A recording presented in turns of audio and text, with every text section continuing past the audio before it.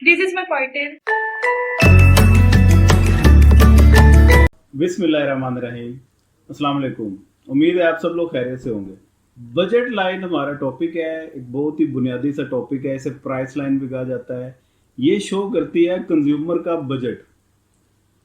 अब कंज्यूमर के पास जो बजट जो कि उसके पास गिवन है, उस बजट में रहते हुए वो कितनी क्वांटिटी एक कमोडिटी की और कितनी क्वांटिटी दूसरी कमोडिटी की वो खरीद सकता है, ये आपको शो करेगी बजट लाइन। इसे purchasing power of a consumer भी कहते हैं।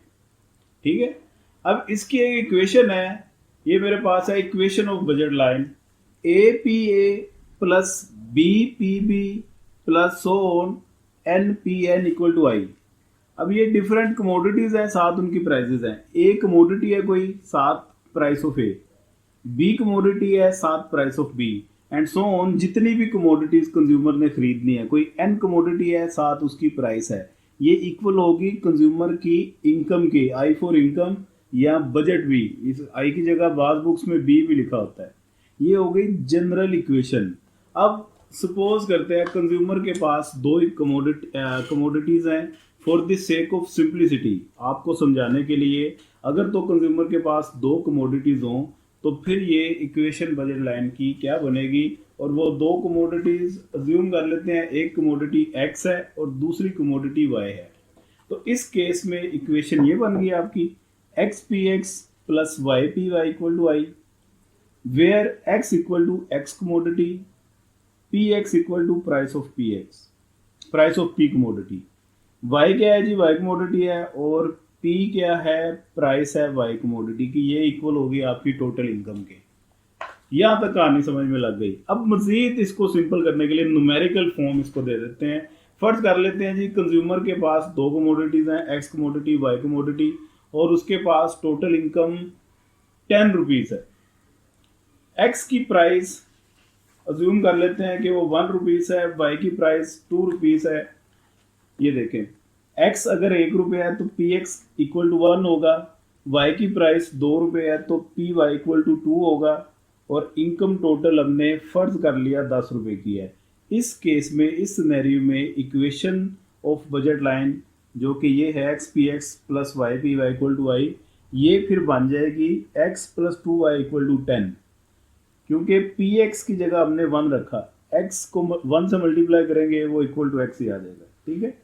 पी वाई की जगह हमने 2 रख दिया, तो 2y, X plus 2y equal to I equal to 10 है। ये आ गया। इस इक्वेशन को हमने सोल्व कर लिया x के लिए। ये 2y इधर प्लस का था, दूसरी तरफ जाके माइनस का हो गया, तो x इक्वल 10 माइनस 2y। ये एक x की वैल्यू हमने निकाल ली। यहाँ तक ये हमारा काम था। आगे इस इक्वेशन की मदद से हमने टेबल और डायग्राम बना लेनी है। बहुत ही सिंपल काम है, मेरे पास बनी पड़ी है, आपको मैं दिखा देता हूँ। ये जी y और x, ये दो कॉलम बन जाएंगे। ठीक है। अब x equal to 10 minus 2y अभी पीछे हमने निकाला है, वो वैल्यू जो हमने सपोज की थी उसके अकॉर्डिंग। अब y की डिफरेंट वैल्यूज अज्यूम करते जाएं, x की डिफरेंट वैल्यूज निकलती जाएंगी। ठीक है। डोमेन रेंज वो आपने मैथ में सीखा ही होगा। y जिस वक्त 0 होगा तो x इक्वल टू 10 होगा। वो कैसे, ये इक्वेशन है। इस इक्वेशन में y की जगह जब आप 0 पुट करेंगे तो 2 0 से मल्टीप्लाई हो गया, 0 हो गया, इक्वल टू 10 आ गया। ठीक, 0 10। y इक्वल टू 1 होगा तो x इक्वल टू 8 आ जाएगा। वो कैसे, इस y की जगह 1 रखें, 2 से मल्टीप्लाई हो जाएगा, 10 में से 2 माइनस हो गया, इक्वल टू 8 आ गया। क्लियर होगी बात। इसी तरह y इक्वल टू 2 होगा, x 6 आ जाएगा, y इक्वल टू 3 होगा, ये 4 आ जाएगा, और so on y equal to 5 होगा तो x 0।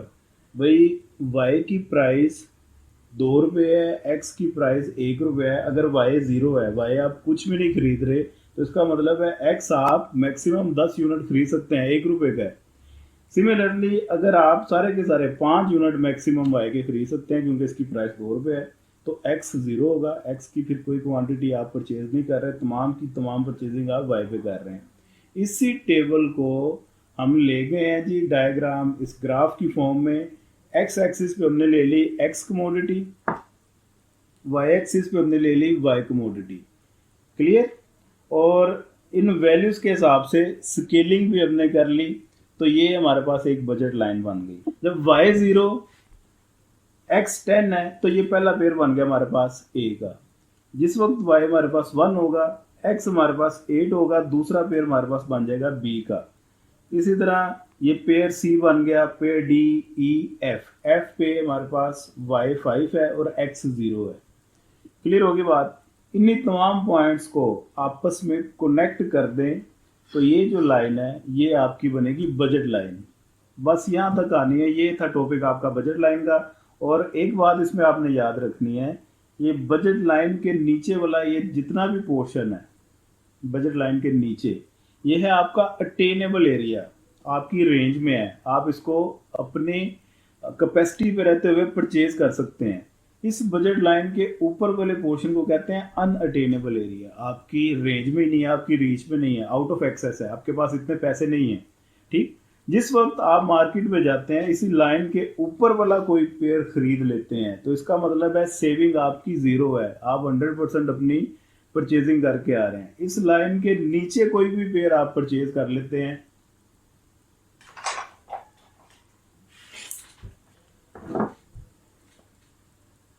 इस लाइन के नीचे कोई पॉइंट आप फर्ज कर लेते हैं, ये पॉइंट जी है, ये आप खरीद लेते हैं तो आपके पास कैपेसिटी तो इससे ज़्यादा की भी खरीदने की थी। आप मार्केट में गए और ये वाला पेयर खरीद के आ गए, इसका मतलब है आप कुछ ना कुछ सेविंग करके आ रहे हैं। 100% आप अपनी परचेजिंग नहीं करके आ रहे, पैसे आप बचा के आ रहे हैं। इस लाइन के ऊपर आप कुछ खरीद नहीं सकते क्योंकि वो आपकी रेंज के बाहर है। क्योंकि फॉर एग्जांपल ये पॉइंट आपके पास कोई एच है तो ये आपकी रेंज में नहीं है, ये आप कैसे खरीदेंगे? ये आपकी विश तो हो सकती है कि काश मैं ये खरीद लूँ, लेकिन आपके पास पैसे नहीं है। ये कहानी है जी बजट लाइन की। उम्मीद है ये कॉन्सेप्ट आपको समझ में लग गया होगा। पाकिस्तान जिंदाबाद।